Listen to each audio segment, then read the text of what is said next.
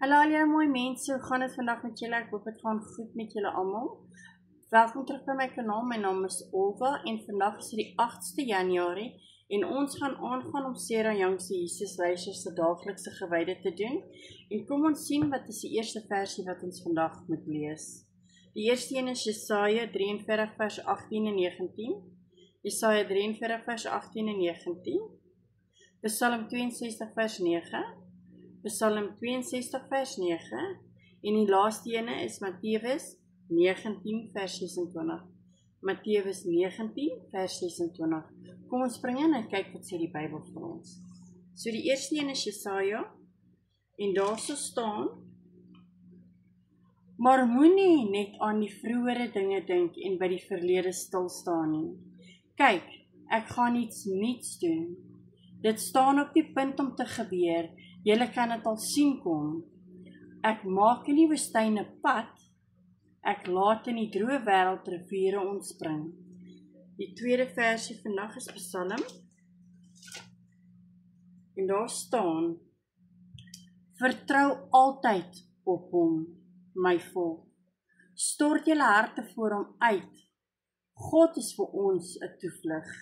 En die laaste een is Matteus. En daar staan, Jesus het reguit na hulle gekyk en gesê, vir mense is dit onmoontlik, maar vir God is alles moontlik. Ok, kom ons kyk wat sê die boekie vandag vir ons. Here God, my skuilplek, help my om nie stil te staan met die verlede nie. Ek kan leer uit die verlede, maar ek wil nie hê dit moet my fokuspunt wees nie. Ek weet ek kan die dinge wat reeds gebeur het, nie ondergaan maak nie. Al probeer ek ook hoe hard.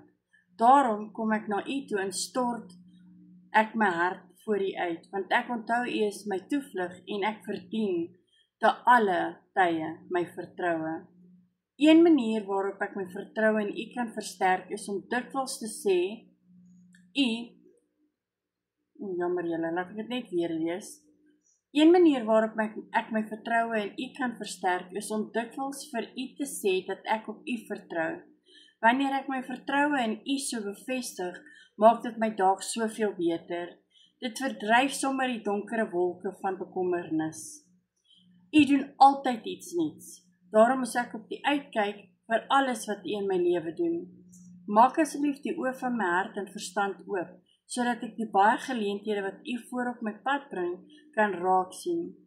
Keer ook asseblief dat ek nie so afstomp raak, dat ek altyd net dieselfde ou goed raak sien en dit wat nuut is miskyk nie. Ek is besig om te leer dat U 'n pad kan maak waar dit lyk asof daar geen pad is nie.